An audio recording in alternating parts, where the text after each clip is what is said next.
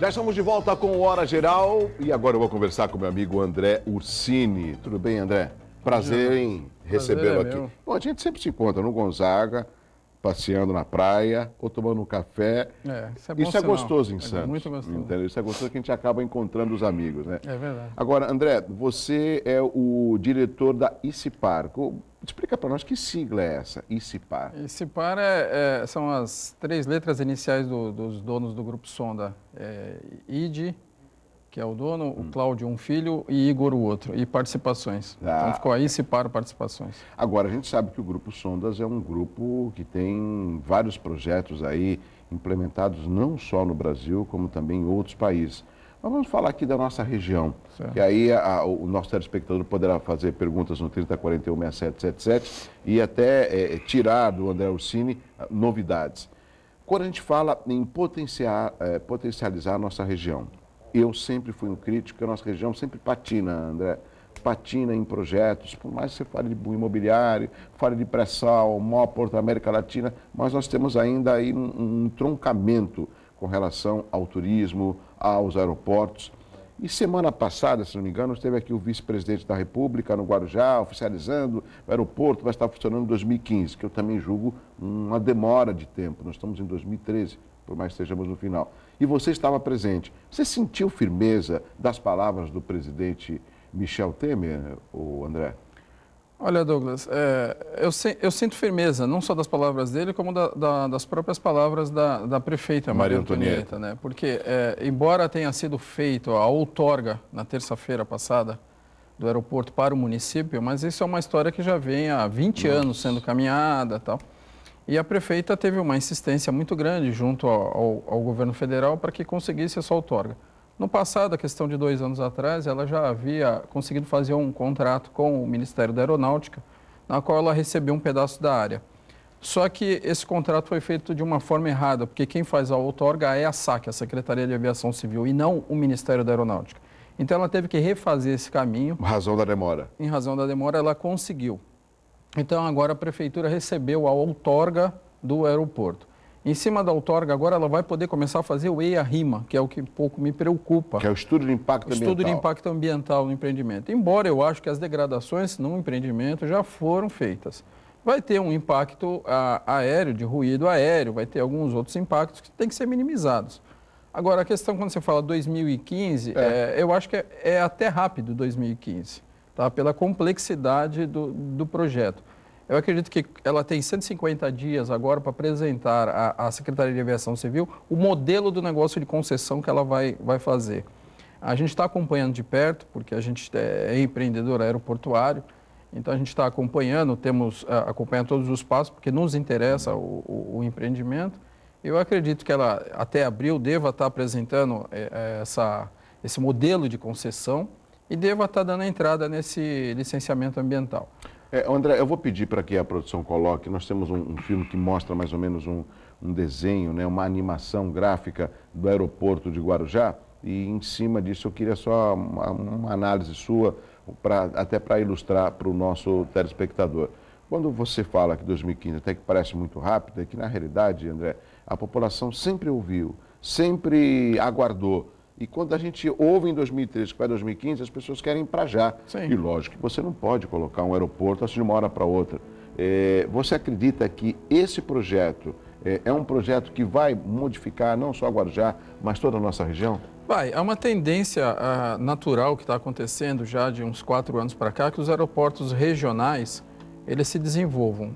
Guarujá vai ser característico de um aeroporto regional, até pelas próprias configurações da pista, pelo tamanho de pista, pelo um termo técnico chamado PCN, que é a resistência da pista lá, é alguma coisa perto de 30. Isso significa o seguinte, que o maior avião ali hoje que poderia descer é um A319, que é aquele menor avião que a TAM usa, o menor avião que a Avianca usa. E isso restringe um pouco a operação, mas é excelente para uma operação de aeroporto regional. Por exemplo, pode-se fazer uma conexão com Brasília, que eu acho que uma ligação da Baixada com Brasília seria importante. Desafogaria Congonhas? Desafogaria bastante Congonhas. Pode fazer conexão com o Mato Grosso, com o Rio de Janeiro, até com o próprio sul do país, Florianópolis. Então, eu acredito que realmente ele vai ter essa característica de aeroporto regional.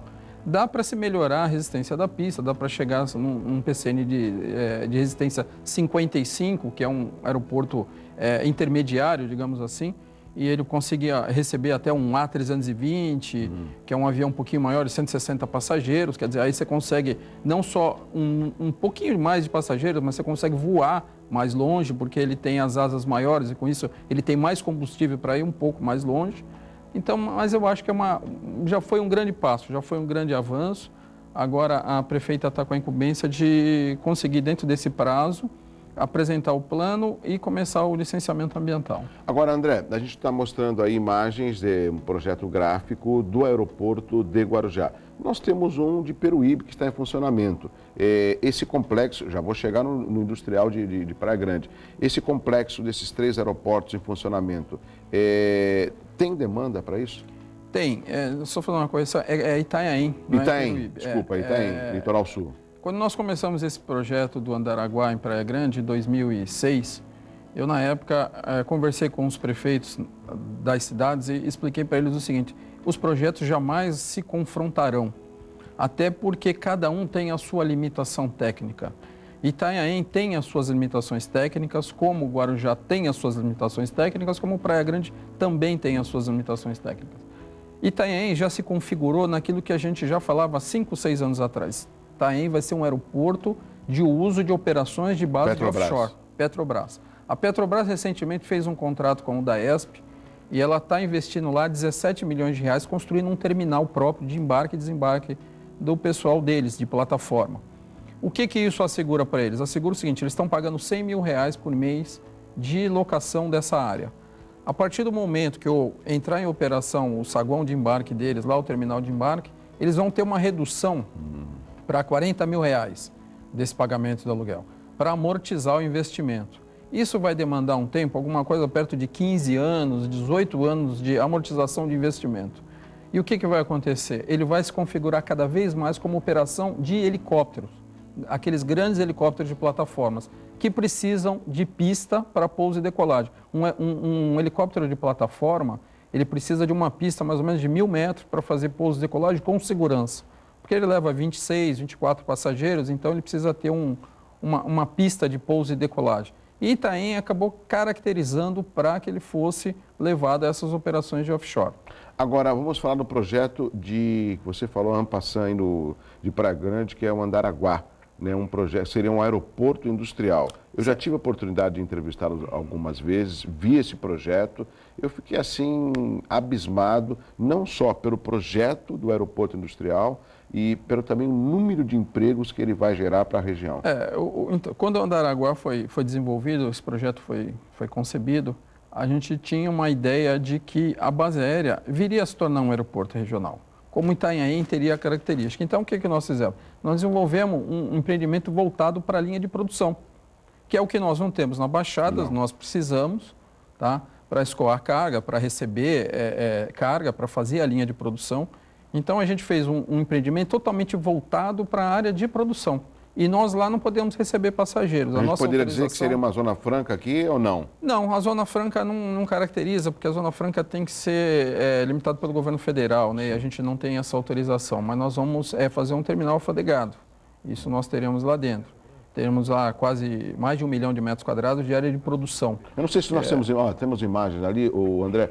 Eu queria que você já fosse comentar. Aí a localização ele vai ser construído, né? Esse é um vídeo que nós desenvolvemos mostrando a localização geográfica. A gente teve que começar mostrando São Paulo, as vias de acesso ao empreendimento na Baixada, até porque esse vídeo é apresentado às vezes fora do Brasil e as pessoas não têm noção onde é Praia Grande. Então a gente precisa explicar que ele está próximo a São Paulo, que ele está ao lado do Porto de Santos. Aí ele entra num detalhe do Porto Santo, mostra o Porto do Guarujá, o Porto de Cubatão, para que a gente chegue a entender a logística da distribuição que a gente quer montar, para poder atender o Porto de Santos. Então, ele tem a localização dele de frente para a rodovia Padre Manuel da Nóbrega, bem próximo ali à Anchieta, quer dizer, ele tem um fácil escoar pela rodovia, toda a parte de caminhões. E a gente desenvolveu um projeto aí que vai gerar 15 mil empregos nos próximos 10 anos. Quando você fala desses 15 mil empregos, a nossa população ela está pronta, ou seja, existe mão de obra qualificada para tentar pelo menos conquistar aí uma maior parte desses empregos, André? Olha, Douglas, eu acredito que não. Embora a gente já venha falando isso há muito tempo, desde a da época em 2007, mas não há. O que nós fizemos lá, que é um grande sonho da Secretaria de Meio Ambiente, nós criamos 2 áreas para capacitar a mão de obra. A nossa ideia é que a gente consiga levar para dentro do empreendimento, sobre custeio nosso, uma unidade da FATEC, da ETEP. Então, criar cursos de mão de obra para qualificar as pessoas que irão trabalhar dentro do próprio empreendimento. Então, nós deixamos uma área com 13 mil metros e uma área com 16 mil metros. Então, nós temos quase 30 mil metros de áreas disponíveis para a gente construir essas unidades para qualificar a mão de obra para essas pessoas que devem trabalhar dentro do empreendimento. E acredito que o telespectador do Hora Geral esteja perguntando, poxa, que legal, vai ficar pronto quando? Assim que a gente conseguir terminar um licenciamento ambiental que começamos em 2008 e que estamos Demora aí na assim mesmo? Não deveria demorar, mas demora em razão de a complexidade do negócio. Ele poderia ter sido analisado de uma forma mais rápida, mas a complexidade não pode deixar de existir, até porque a gente está dentro de uma área de Mata Atlântica, onde há a restrição do uso da área em 30%. Então, nós tivemos que apresentar vários estudos. Acabamos de fazer o estudo do impacto sonoro, tivemos que importar um software americano que simula pouso e decolagem de aeronaves para saber o impacto que esse ruído vai ter na cidade de São Vicente e na cidade de Praia Grande. Então, a gente acredita que até agora, ao final de dezembro, a gente está protocolando novamente na Secretaria todas as exigências, que são 57 Secretaria do Meio Ambiente do Estado de São Paulo, do secretário Bruno Covas, e nós temos uma perspectiva de até março conseguir concluir esse licenciamento. Bom, lógico, a gente torce para que o secretário Bruno Covas, que conhece a região, possa, não digo apressar, mas dar uma atenção.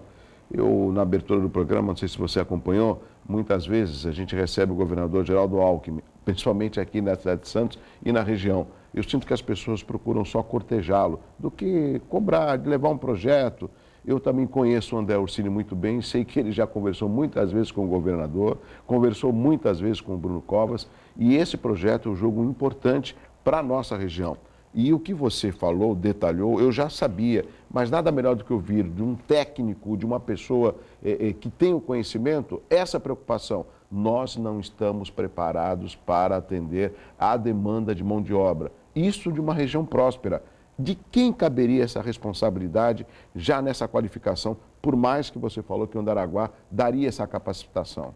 Acho que essa responsabilidade ela tem que ser dividida entre o poder público e o poder privado, né? Porque as universidades, você acha que teriam um papel nisso? As universidades têm que ter um papel, mas as universidades elas só podem ter um papel, como elas são entidades com fim lucrativo, ela tem que ter um papel desde que ela tenha um horizonte. Então, eu acredito que quando porque os projetos demoram muito para acontecer, né? O Andaraguá já está aí há quase 8 anos para acontecer. E chega uma hora que as pessoas falam assim, pô, será que esse negócio sai do papel? Será que esse negócio acontece? Você que é o empreendedor que está do meu lado, que trabalha todos os dias em cima desse projeto, e você tem certeza de que o negócio acontece. Dentro do governo do Estado, está tendo um empenho pessoal do governador e do secretário Bruno Covas para que o projeto ande dentro da secretaria. Ótimo. O que não é fácil. Ótimo. Porque, às vezes, o papel do secretário é um papel muito ingrato, ainda mais Secretaria de Meio Ambiente, onde 90% das vezes ele tem que falar não. Então, é um papel difícil. Ele tem, ao mesmo tempo, cobrar os técnicos dele e ele não pode passar por cima deles, uma vez que todo mundo ali tem a responsabilidade pelo licenciamento. Então, eu acredito que a qualificação da mão de obra ela tem que ser uma responsabilidade dividida. Por isso que nós tomamos, por obrigação nossa, fazer o investimento numa parte dessa qualificação, que é a construção dos edifícios, dar todo o apoio técnico e tecnológico, para que o governo do Estado venha e disponibilize a parte dos professores, para poder qualificar essa mão de obra que vai atender essa demanda que vai ter dentro do nosso empreendimento. André, o que você falou é corretíssimo. E eu trago aqui um exemplo, eu gosto sempre de exemplificar para que o telespectador faça a comparação. Nós tivemos aí uma lei dos portos, que ela caiu depois da 595, que era a lei 8.630 de 93, Sim. que tratava da modernização dos portos. E essa modernização veio com um aumento do arrendamento de áreas do porto e o trabalhador ficou literalmente para trás. não houve essa valorização, essa capacitação, essa qualificação do trabalhador portuário. Ontem estava aqui o Erivan, que é o presidente do Sintramar, que trabalha no Retroporto, e ele falava disso, a preocupação dos sindicatos de qualificarem a sua mão de obra. E essa é a minha preocupação. Acho que foi segunda-feira, se não me engano, saiu no Diário do Litoral, não sei quanto, 4 mil vagas. Semana retrasada também, não sei quantas mil vagas para padaria, né?